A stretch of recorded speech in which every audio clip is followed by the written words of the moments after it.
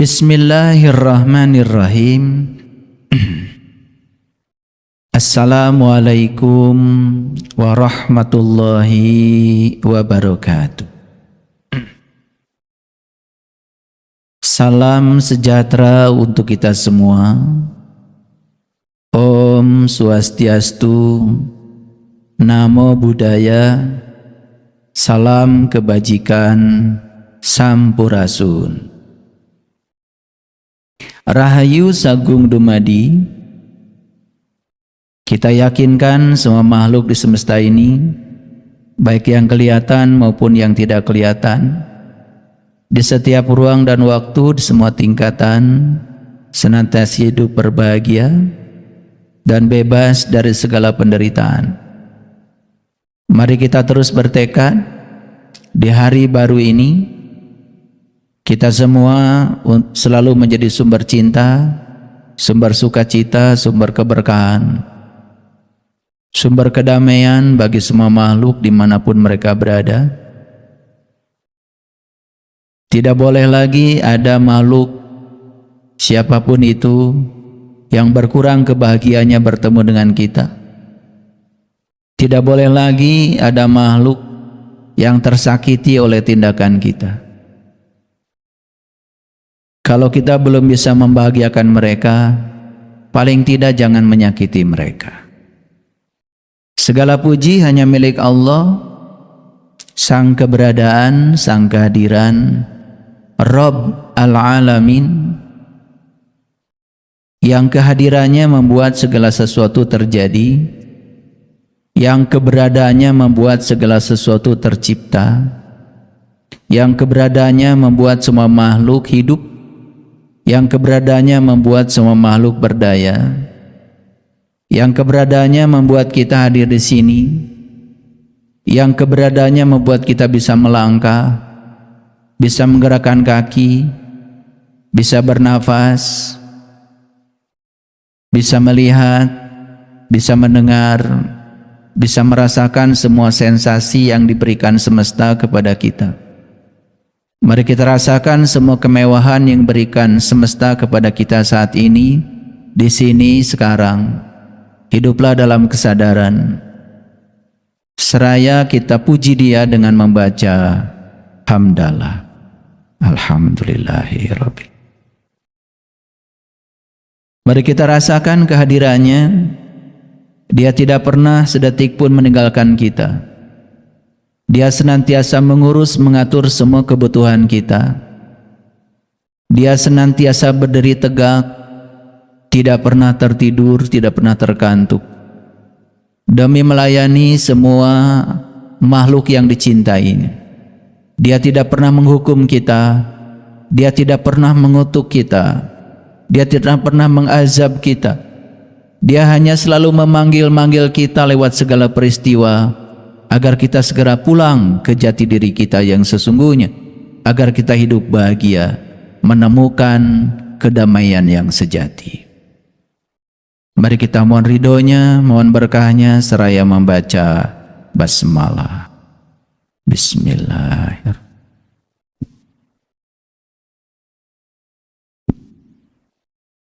Saya dilahirkan di Tatar Sunda.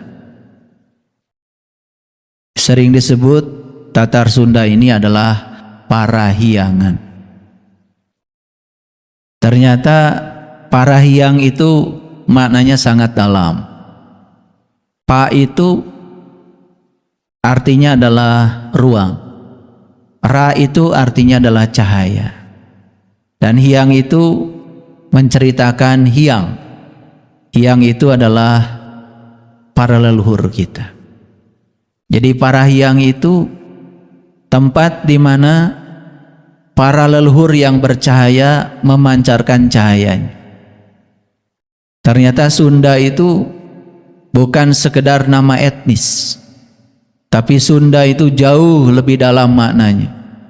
Dari kata Sunada. Su itu artinya adalah abadi. Su itu artinya sejati. Na itu artinya adalah api. Da itu artinya besar. Jadi Sunada itu adalah api abadi yang besar.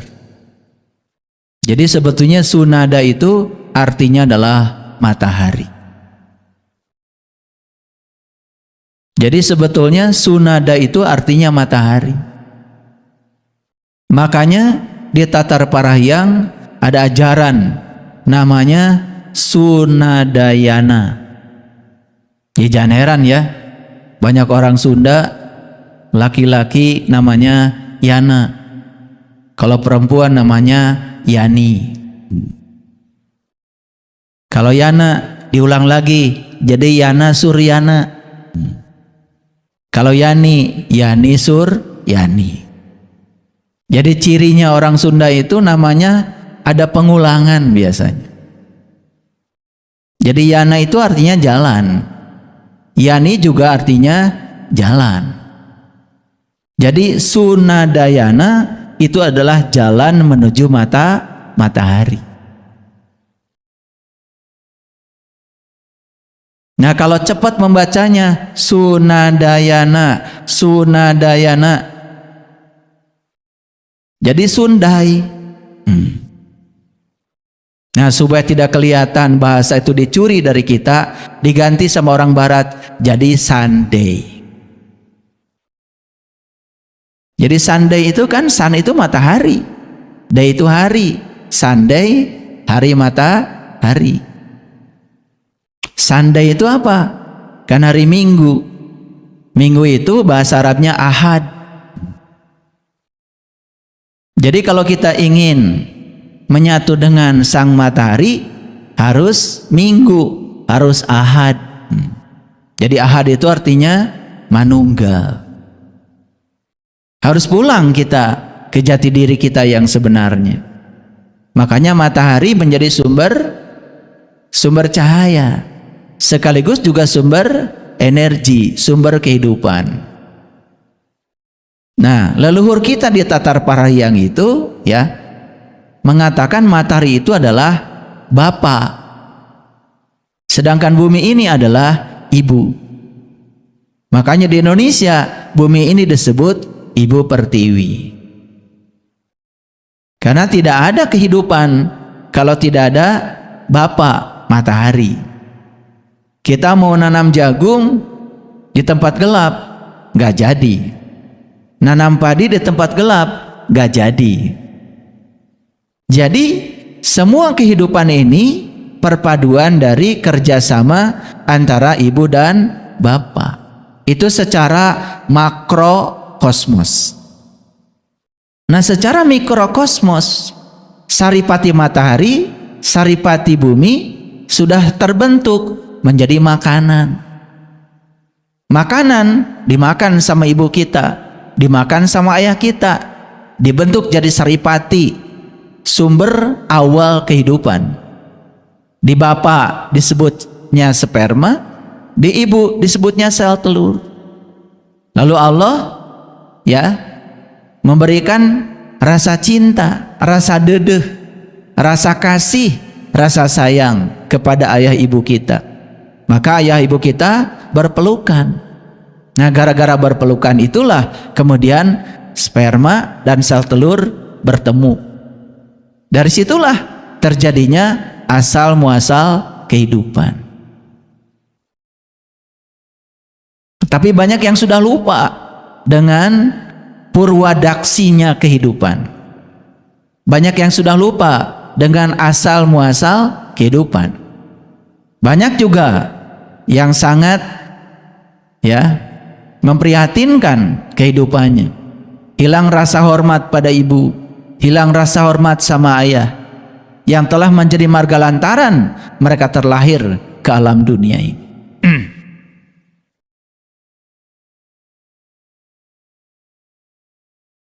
Di Tatar Parahyang ini ya banyak sekali ya siloka-siloka yang diajarkan leluhur kita yang sudah dilupakan oleh penerusnya.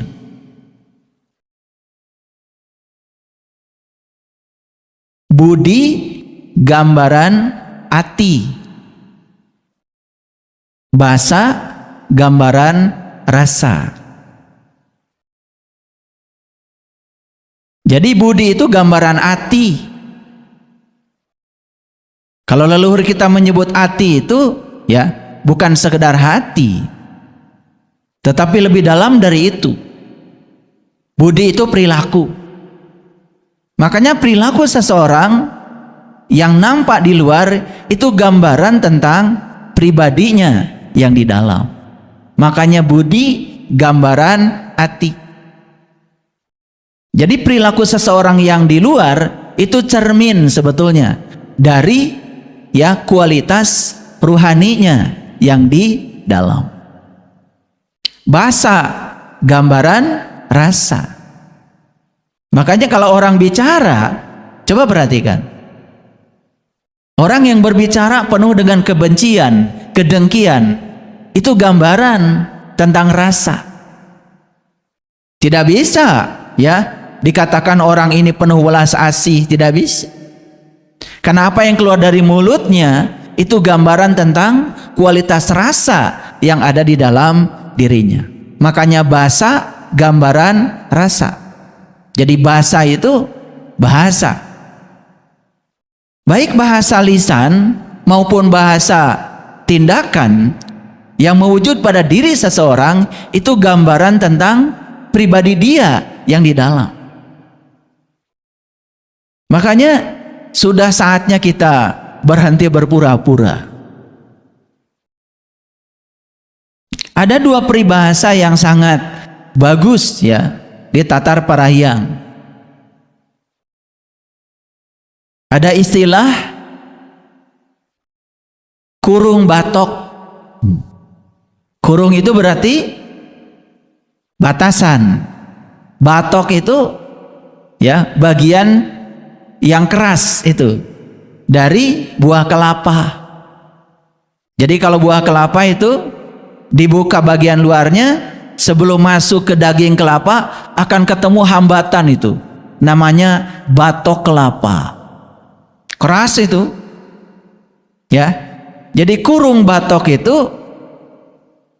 peribahasa Sunda yang menceritakan tentang kondisi seseorang yang gitu-gitu aja, ilmunya gitu-gitu aja, hidupnya gitu-gitu aja, tidak mengalami kemajuan. Kurung batok. Bahasa lainnya kurang gaul. Nah, kurang gaul itu bahasa anak mudanya kuper. Nah, kuper itu bahasa Arabnya kafir. Paham ya? Paham? Makanya kafir itu sudah digeser jadi bahasa kita. Koper itu dari kafir itu, ya. Kuper dari kafir juga itu. Nah, kurang pergaulan disebutnya kurung batoken. Nah, lihat orang yang kurang gaul itu biasanya gampang menilai orang, gampang menyalahkan orang, merasa dirinya paling benar. Gak apa-apa, namanya juga kurang gaul. Ketika melihat orang lain yang berbeda, dia menganggap itu berbahaya karena berbeda, dan dia pasti menyalahkan yang berbeda. Makanya hadirin, benar salah itu ya, itu bukan kebenaran. Benar salah itu tergantung sudut pandang seseorang yang menilai. Jadi benar salah itu adalah produknya pikiran. Ya tentu saja si penilai tergantung apakah luas pengetahuannya atau sempit. Ada orang yang pengetahuannya sempit. Nah, ciri orang yang sempit pengetahuannya biasanya sangat mudah menilai orang lain salah. Makanya hidupnya penuh dengan penghakiman. Itu kurung batok.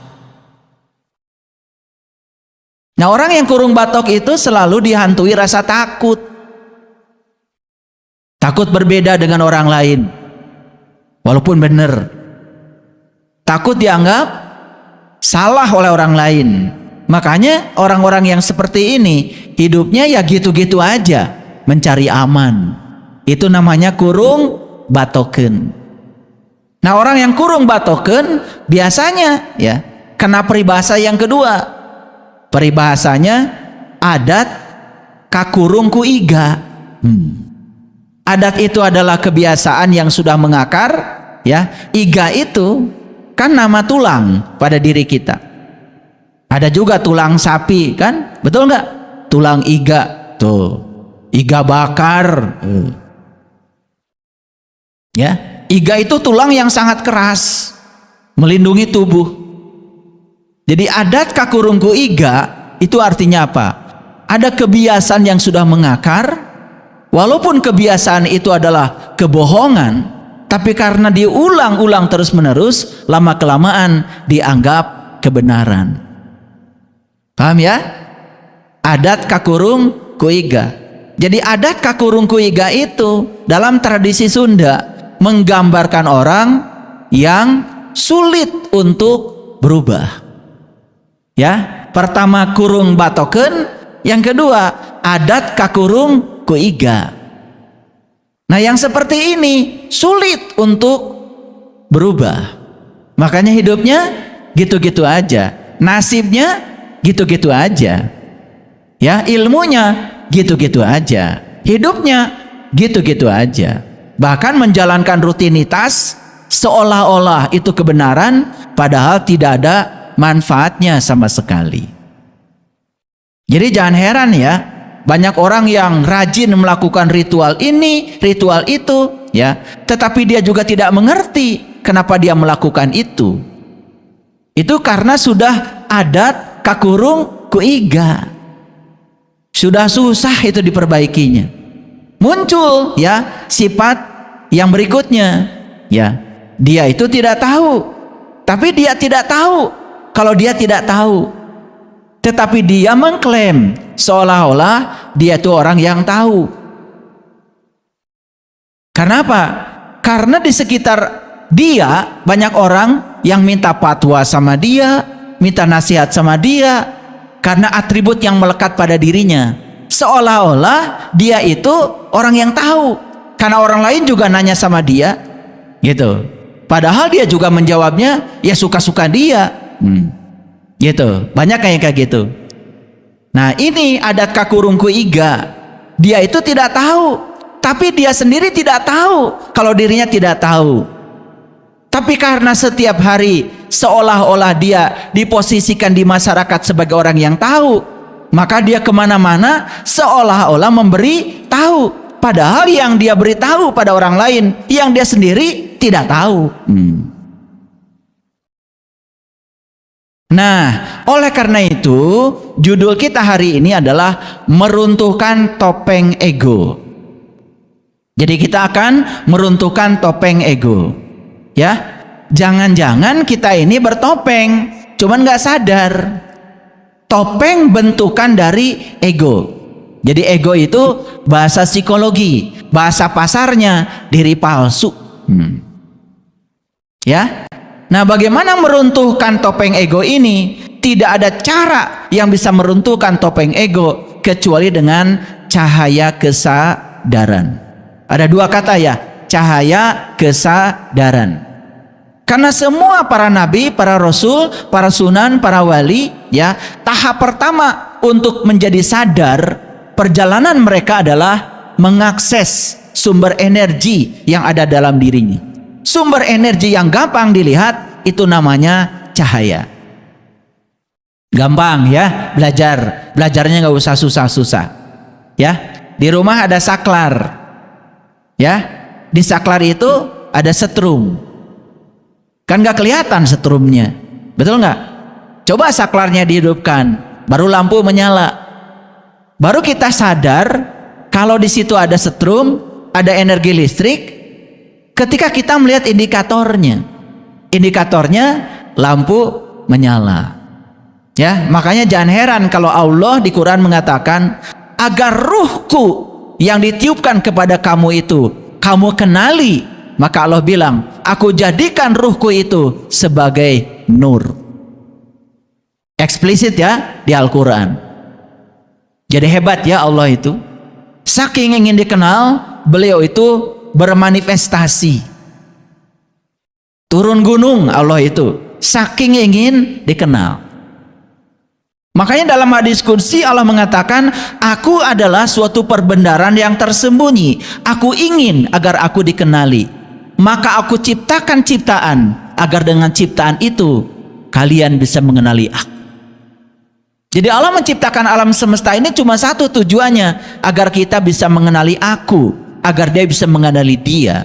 Tapi banyak orang yang melihat ciptaan ini hanya sekedar lalu lalang saja, melihat tetapi tidak memandang.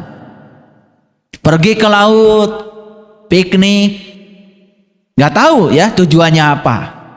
Nyampe di laut pokoknya ya gelar tikar, bukan nasi timbel, sudah ada sambal tarasi, jengkol, petei, peda berem, ya, betul? Iya. Poho ningali laut nama, betul nggak? Padahal perjalanan ke laut tuh jauh ya. Padahal laut itulah sebetulnya tubuh ilahi. Ada energi di situ. Kalau kita bisa melihat sekaligus memandang, ada getaran halus yang bisa kita saksikan. Tetapi karena kebanyakan orang juga begitu, ya pokoknya sudah makan, sudah botram, sudah gitu ya, sampai lupa minum, baru ingat minum kalau sudah udah tikernya digulung, ya pulang ke rumah, tidur lagi, nggak dapat apa-apa dari laut. Banyak kayak gitu. Nah itu, melihat tetapi tidak memandang. Ya, itu. Karena dia hanya memandang dengan satu sudut pandang, dengan mata lahirnya. Yang dia lihat yang lahir saja. Yang dibaliknya, dia tidak bisa memandang itu. Tidak ada getaran halus yang dia rasakan.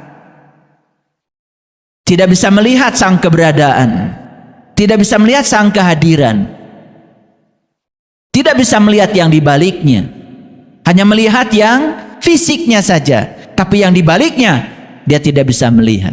Gagal dia melihat semesta ini, gagal dia mengenali semesta ini. Itulah orang-orang yang hidupnya hanya dengan satu mata, mata lahir saja. Itu yang disebut dengan Dajjal, si mata satu, melihat hanya dengan mata lahir saja. Nah, jadi kajian kita hari ini adalah meruntuhkan topeng ego dengan cahaya kesadaran. Nah, saya berharap setelah kajian ini kita bisa melepaskan topeng-topeng itu dan kembali kita menjadi diri yang asli. Sepanjang kita bertopeng, topeng buatan ego kita sendiri, sepanjang itu pula kita berpura-pura dalam kehidupan ini, berpura-pura bahagia padahal tidak, berpura-pura terhormat padahal hampa. Banyak yang seperti itu, sudah memiliki segalanya tapi hidupnya penuh dengan kehampaan, bingung dengan kehidupan. Sudah siap? Sudah siap dilepaskan topengnya? Oke. Perlu keberanian memang.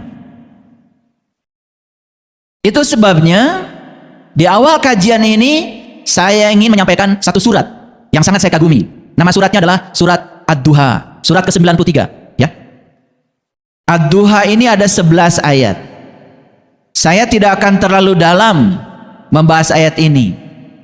Tapi setidak-tidaknya ayat ini menjadi pedoman, acuan untuk kita melangkah, untuk kita melepaskan topeng yang melekat di dalam diri kita. Mari kita mulai dengan ayat yang pertama. Wadduha. Ya. Demi waktu matahari saat naik. Di Quran itu banyak sekali. Demi matahari, demi bulan, demi bintang, demi begitu. Apa sih maksudnya? Bukankah semua itu tercipta sebagai ekspresi dari keberadaan Dia? Energi tunggal yang meliputi semesta raya yang ingin dikenal itu. Maka beliau sendiri yang mengatakan, wal awalu wal akhiru wal zahiru wal batin. Dia yang awal, dia yang akhir, dia yang zahir, dia yang batin. Makanya diikat dengan satu kalimat, la ilaha illallah. Yang mana? Yang bukan Dia. Yang zahir Dia, yang batin juga Dia. Karena yang zahir itu adalah ekspresi, manifestasi dari yang batin. Yang batin Dia, yang zahir Dia. Maka diikat dengan satu kalimat, la ilaha illallah. Orang yang mengetahui dan sadar dengan kedalaman kalimat la ilaha illallah, dia mengucapkan satu kali saja kalimat itu, getarannya merasuk ke dalam jiwanya dengan penuh kesadaran. Tapi orang yang tidak sadar mengucapkan kalimat itu 100 kali, 1000 kali, dia membaca itu sambil memutar-mutar tasbih, hilang semua kesadarannya. Yang mana yang bukan Dia? Yang nyata Dia? Yang tidak nyata Dia? Adakah yang lain selain Dia di semesta ini? Tidak ada. La ilaha illallah. Orang yang menyadari kalimat itu, kemanapun dia memalingkan wajah, tidak ada yang dia saksikan kecuali wajahnya Allah. Walillahil masyriqi wal maghrib, fa aina ma tuwallu fasamma wajhullah. Dia tidak pernah merasa terpisah dari Dia. Bahkan dia menyadari seutuhnya bahwa dia dengan semesta ini sama sekali tidak terpisah.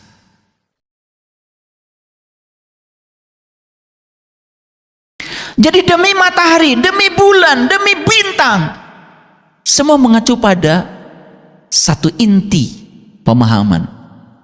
Demi Dia yang mengadakan semuanya, demi Dia yang menciptakan semua.